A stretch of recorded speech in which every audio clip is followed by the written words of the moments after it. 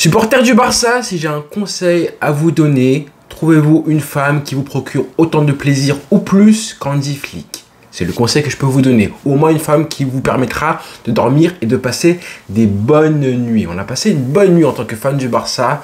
En tout cas, moi, j'ai bien dormi. Personnellement, 7-0, c'était une régalade, une masterclass, un film pornographique, un plaisir orgasmique. On s'est juste régalé du début à la fin. 12 points sur 12, 4 victoires consécutives pour démarrer la Liga. Forcément, on allait faire une vidéo, une bien longue et bien belle vidéo qu'on allait forcément pondre après un lendemain de victoire. Parce que c'est une victoire qui fera date. Quoi qu'il arrive, ça y est, c'est une victoire tamponnée, masterclass Hansi Flick qui arrive au bout de 4 matchs. Alors, on a eu malgré tout des victoires incroyables avec les coachs différents du Barça depuis 10 ans, depuis 7 ans et le départ de Luis Enrique. Malgré les difficultés des coachs qu'on a connus, Valverde, Setien et tout, Koeman, on a eu quand même des matchs références avec ces coachs-là. Tout le monde s'en rappelle, hein, même les plus jeunes d'entre vous, les supporters se rappellent du 6-1, par exemple, du Barça, de Valverde face à Séville en Coupe du Roi avec une régalade. Pareil pour les 4-0 d'affilée hein, avec Xavi lors du premier semestre de 2022. Encore un 6-1, comment l'oublier, celui de Ronald Koeman, enfin le Barça de Koeman,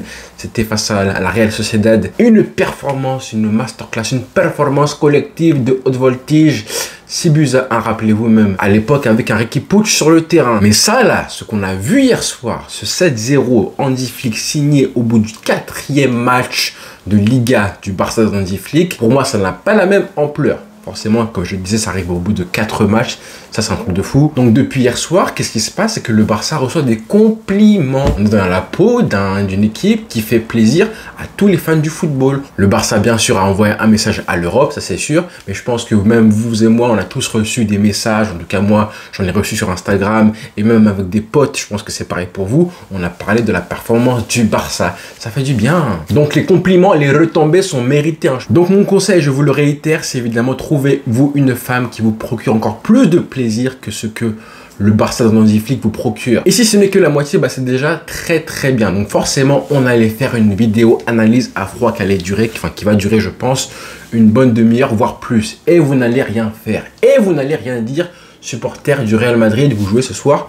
On verra comment ça va se passer pour vous. Mais pour l'heure, il est temps de savourer ce qui s'est passé hier soir et même depuis maintenant quelques heures après le match aussi, la conférence de presse d'Hansi Flick. Revenir sur les réactions des joueurs, par exemple, Rafinha, Dani Olmo aussi. Quelques statistiques que je voudrais vous montrer sur la performance de certains joueurs du Barça. Et évidemment, revenir sur les actions, 2-3 actions incroyables, sur les buts aussi marqués par le Barça. Et tu vas rien dire. Et tu vas rien faire. Donc les amis, commençons, même si je ne sais pas forcément par où commencer encore une fois, parce que tellement d'actions incroyables, 7 buts aussi marqués. Et surtout, le plus frappant, c'est évidemment 7 buts, une performance collective incroyable avec des joueurs du Barça qui savent tous aller dans quelle direction ils vont collectivement. Chaque joueur connaît sa position, chacun a son champ de liberté. Lamine Yamal à droite n'a pas la même liberté que Rafinha à gauche par exemple. Pourtant quand tu vois la composition, t'en vois un qui est à gauche, un qui est à droite. Dani Olmo n'a pas la même liberté que Rafinha et ainsi de suite. Un Pedri pareil. On a déjà une équipe type et une équipe qui est déjà en place tactiquement au bout de 4 matchs les amis. Seulement 4 matchs et j'ai même envie de dire au bout de 1 match et demi pour Dani Olmo qui vient d'arriver et qui est déjà intégré au collectif.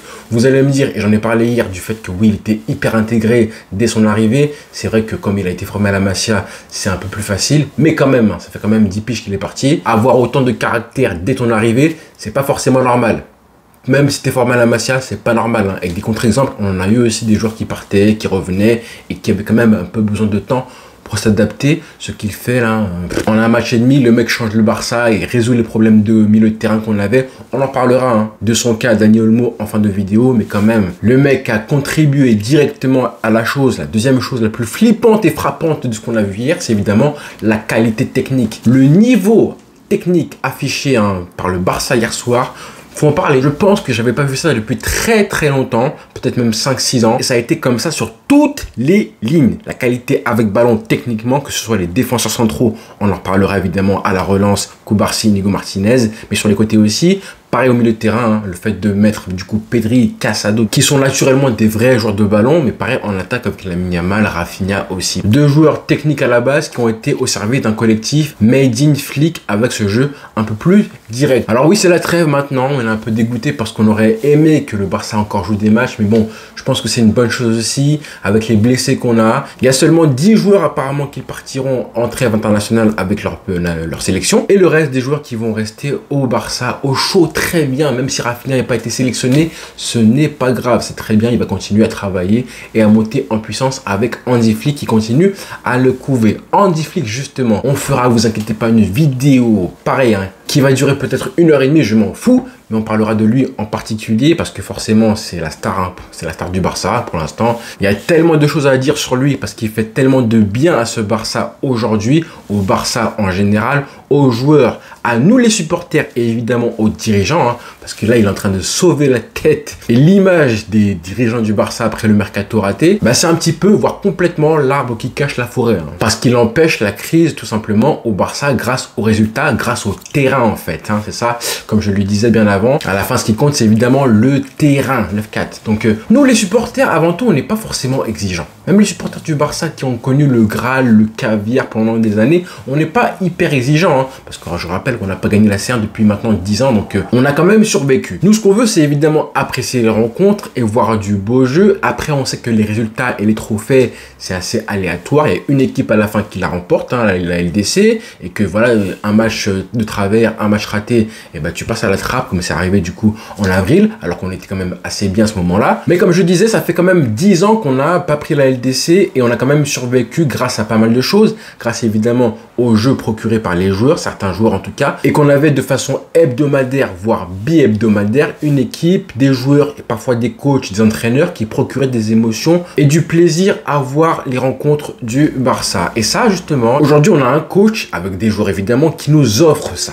Et ça justement, il en a parlé en conférence de presse après le match, en disant que il croise des gens régulièrement à Barcelone, des supporters du Barça qui sont adorables avec lui et qui le félicitent pour son travail. Et que c'est parfait, hein, parce que justement, ça lui permet de continuer à bosser dans une bonne atmosphère et un bon état d'esprit. C'est parfait ce qui se passe maintenant. Comme je disais, on voit un entraîneur qui arrive à apaiser toute la ville en fait. Toute la Catalogne, il a réussi à l'apaiser et à gommer, à cacher, hein, comme je disais, les problèmes qu'il y a du coup au-dessus de lui, à savoir à la direction. Et puis je le redis, hein, il dégage une espèce de bienveillance, Hansi Flick, hein, c'est un personnage qui est assez attachant, je trouve en conférence de presse, comment il s'exprime, assez simple, on le voit très proche des joueurs. Hier on l'a vu, j'ai vu après la rencontre consoler entre guillemets Hector Ford parce que Hector Ford n'est pas entré en jeu alors qu'à la base c'était prévu qu'il entre à la fin du match. Et on a vu la séquence où on voit Hansi Flick parler, s'adresser et consoler du coup le joueur. Et ça moi j'aime, hein, ça montre justement un coach qui conserve son vestiaire, qui veut maintenir cette espèce de proximité avec eux, une espèce de complicité et une franchise entre eux, voilà, que tout soit transparent. Comme ça, on a un joueur qui n'est pas frustré. Guardiola en parlait très bien, je crois c'était il y a 2-3 ans, en disant que le plus dur en tant que coach, hein, c'est de réussir à ne pas frustrer les remplaçants. Donc là, on a un autre signe qui montre que Hansi Flick est a priori un très bon meneur d'hommes. Un mec bien. Plus facile d'apprécier un entraîneur comme ça plutôt qu'une raclure qui tapait sur les joueurs. Rappelez-vous comment ça se passait il y a encore 3 ans de ça avec le coach hollandais du Barça. Il était heureux, hein, Hansi Flick. Hier, on l'a vu en conférence de presse après le match. Forcément, il était heureux et satisfait de la performance du Barça, même si on a vu des photos de lui où il avait la mâchoire serrée, les sourcils froncés, le regard noir. Ces photos-là, il faut rigoler parce que bon, elles sont prises un petit peu hors contexte, hein. Elles sont prises à un moment très précis, donc ça ne veut pas forcément dire grand-chose.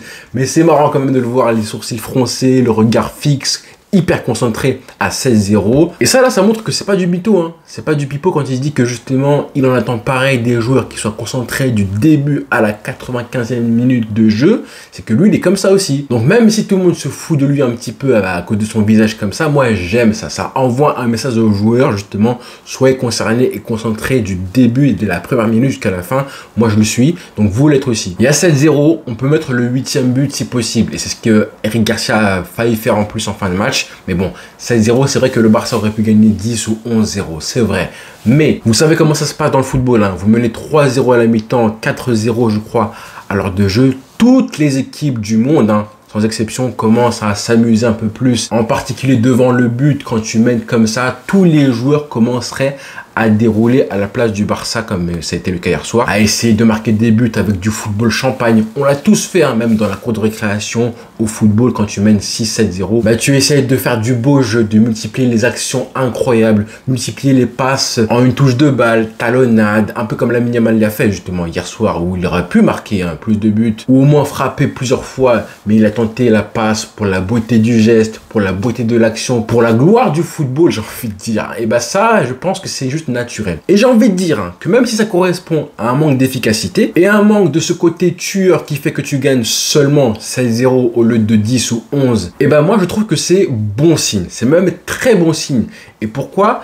Parce que ça veut dire, c'est simple, hein, quand vous voyez un joueur comme Lamine Yamal qui multiplie les talonnades, qui s'amuse à faire la passe alors qu'il pourrait être égoïste et marquer son petit but, bah ça veut dire qu'il a encore une énorme marge de progression, tout simplement. Dans 2-3 ans, ou même dans 6 mois, hein, selon ce qu'il a vécu, je pense qu'il ne fera pas forcément le même choix, mais quand il le fera, attention les dégâts. Mais bon, évidemment, il faut le laisser continuer à s'amuser, hein. Faut que la période où il commence à être un tueur vienne le plus tard possible, ou plutôt le plus naturellement possible, hein, pas le plus tard évidemment, le plus naturellement possible, parce qu'il faut qu'il conserve l'insolence qu'il a dans le jeu, l'amusement. Le foot c'est une fête et c'est aussi du plaisir, et là il prend du plaisir. Tous les joueurs prennent du plaisir, hein. On le voit que le Barça commence à...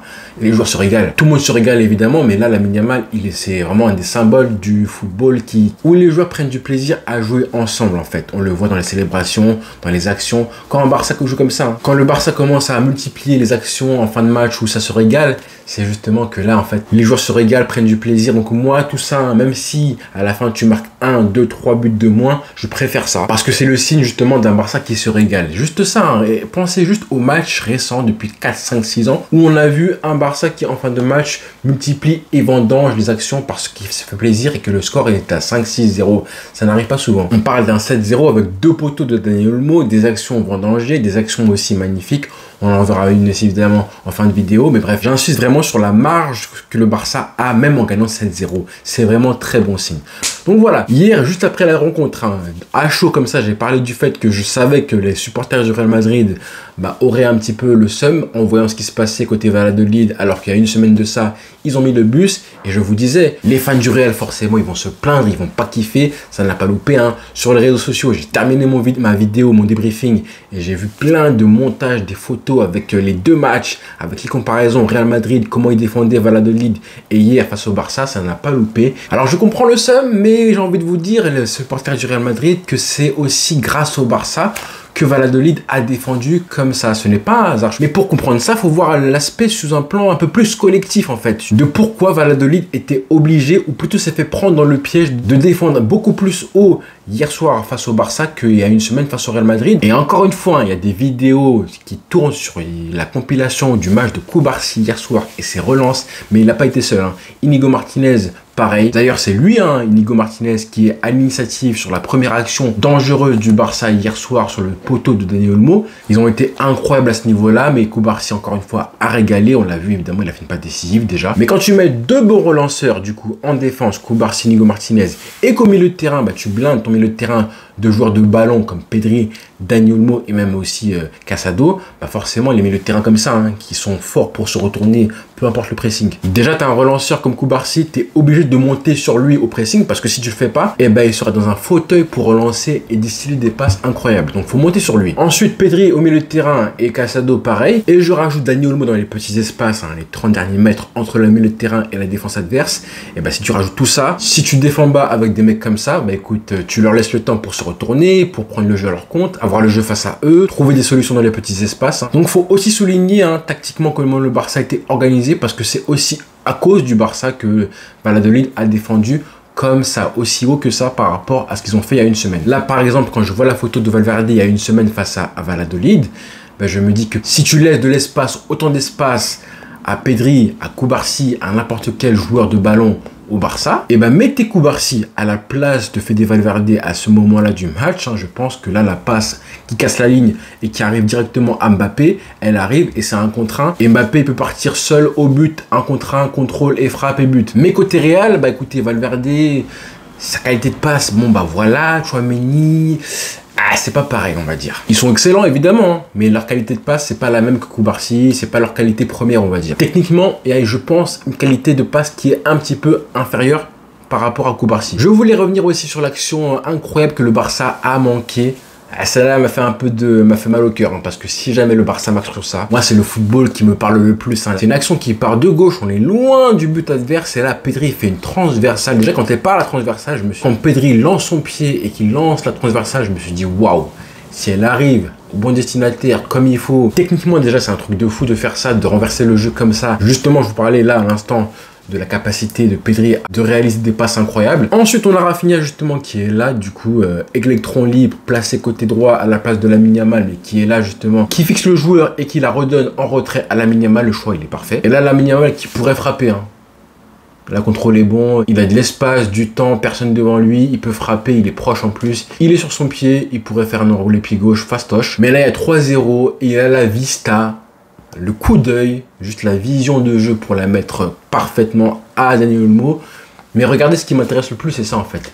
C'est de voir que Pedri, il est déjà là. Ça veut dire qu'il était à l'initiative avec la transversale incroyable et qu'il a fait l'effort justement pour proposer une solution qui, après coup, tu te dis que c'est peut-être la meilleure. Hein. Même si la passe de Lamine Yamal, déjà c'est un truc de fou de tenter ça à ce moment-là. Et si ça va au bout, c'est une action de porc. Une action légendaire. S'il la remet, s'il avait eu encore cette visite supplémentaire, la vision supplémentaire de jeu pour la remettre à Pedri ici et que Pedri finit, bref là, ça aurait été une action, je pense, la plus belle en tout cas de début de saison du Barça. Malheureusement, Dani Olmo la met, il la rate, hein. Il rate le ballon et c'est dommage, hein, parce que vraiment, ça aurait été juste magnifique. Si Olmo marque, ça aurait fait 4 joueurs touchés sur l'action. Les 4 joueurs créateurs offensifs du Barça, c'est clairement eux. Même si Lewandowski n'aurait pas touché le ballon, au moins il aurait fait le travail du numéro 9 qui plonge dans la surface de réparation et qui attire la défense pour que les joueurs aient la solution de jouer en retrait ensuite. Bref, petit bémol, le petit regret que cette action-là n'allait pas au bout, mais comme je le disais, c'est du football en Champagne, on aime ça. À la fin, tu te dis dommage, mais quand même, t'as kiffé, t'as frissonné. Et le Barça ressemble au Barça, enfin. J'aurais pu aussi revenir sur l'action de Lamine Yamal, que tout le monde a vu, je pense, hein, hier sur le but de Rafinha. Là, pas décisif, mais tout ce qui se passe avant, c'est intéressant. On le voit parce qu'en plus, on a eu les vidéos prises du stade par les supporters qui sont sortis. Donc, on a un meilleur angle de vue. On a Lamine Yamal qui est de dos cette fois-ci. Et on voit justement à quel point, en fait, c'est lui qui décide comment l'action va se dérouler, à quelle vitesse, dans quel espace. C'est lui qui guide un petit peu l'appel de balle de Rafinha, qui à la base est proche de lui, à côté de lui, qui pourrait le gêner. Et ça, comme je disais hier, on a vu tellement de fois justement au Real Madrid, là récemment, comment justement Vinicius et Mbappé se gênaient. Là justement, chez chacun d'eux, Lamine Yamal et Rafinha, on a l'intelligence de jeu. Lamine Yamal qui temporise et Rafinha qui prend la profondeur avec un appel de balle parfait. Et je trouve en plus, hein, que Lamine Yamal et Rafinha, ils s'entendent tellement bien, mieux qu'il y a un an de ça, rappelez-vous, début de saison, ça commençait un petit peu à parler de qui joue à quel poste, Rafinha titulaire, Lamine Yamal remplaçant, puis ensuite l'inverse. Là, je suis désolé, mais Lamine Yamal, je l'ai dit hier en vidéo débriefing, mais là, j'ai revu Messi. J'ai revu Messi, à savoir le joueur qui décide en fait. Et je pense que dans 2-3 ans, même bien avant ça peut-être, hein, vous allez voir que tous les contres, les actions comme ça, là, avec de l'espace, on va le chercher en fait. Là sur l'action, c'est un corner qui est renvoyé, donc la balle lui atterrit dessus, mais vous allez voir que comme Messi à l'époque, bientôt, hein, quand tu auras un contre, une action à jouer assez vite, transition rapide, on va le chercher systématiquement. Les joueurs du Barça vont le chercher automatiquement. Le réflexe sera du coup toucher Lamine Yamal et voir ensuite comment lui dirige l'action. Et pour finir, je voulais vous montrer du coup la performance de Rafinha à travers sa heatmap. Là, on voit un joueur qui est quand même totalement libre, hein, sur le terrain, mais qui a cette préférence naturelle pour jouer dans le demi-espace gauche à la demande d'Hansi Flick. Hein. C'est exactement la même chose pour Dani Olmo, côté droit cette fois-ci. Même si Olmo a ce rôle hyper important de jouer aussi entre les lignes de l'attaque, de la défense adverse et le milieu de terrain défensif. Pour moi, c'est ça, hein, c'est une des clés aussi, on n'en parle pas souvent, mais c'est justement la clé, la relation Olmo-Pedri au milieu de terrain qui a réglé les problèmes de milieu de terrain qu'on a vu du coup au début, hein, de la Liga. Rappelez-vous le premier match face à Valence. Du coup, on avait perdu Gundogan qui allait partir. Et au milieu de terrain, il y avait un problème. Là, il a été réglé par ces deux mecs-là. On se demandait si l'un allait jouer. Du coup, qu'est-ce que ferait Flick avec l'autre? J'avais parlé et j'avais même fait une vidéo sur le cas Pedri qui pouvait jouer à ce poste de numéro 10. Et finalement, c'est Olmo qui joue proche de Pedri à un poste assez similaire. Mais Pedri, quand même, ça reste le meneur de jeu. Finalement, aucun des deux n'est un vrai numéro 10 à l'ancienne, comme les Riquelme, les Zizou et tout. On a un second attaquant, en la personne de Olmo qui joue proche de Lewandowski entre les lignes, et un meneur de jeu comme Pedri qui joue un peu plus reculé. Je vous montre la hitmap de Pedri pour finir, et quand tu vois ça, du coup, tu as compris. Tu as compris en fait, hein, très vite que le jeu passe par lui et que les actions peuvent démarrer et finir par lui aussi, par Pedri, comme on l'a vu justement dans l'action précédente. Donc voilà les frères pour la petite synthèse tactique, technique, tout ce que vous voulez et l'analyse à froid de ce qui s'est passé hier soir. J'ai du mal à me remettre. Mais ça fait du bien d'en parler, d'évacuer ce que j'avais à dire parce que voilà, ça fait une petite thérapie de frustration de ne pas reparler de ce match-là avec vous en commentaire et même sur Instagram en message privé, ça fait du bien. Ouais, pas de meilleur moyen d'évacuer tout ça que d'en parler en vidéo. Même si c'est hyper long. J'espère en tout cas que vous avez aimé la vidéo, que vous êtes restés jusqu'au bout. Voilà les frères, rendez-vous très vite et ce soir évidemment pour le match du Real Madrid face au Betis.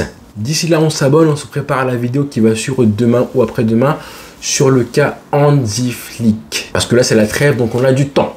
Voilà les frères. Donc voilà, bon dimanche à tous et rendez-vous très vite. Évidemment on s'abonne. Ciao.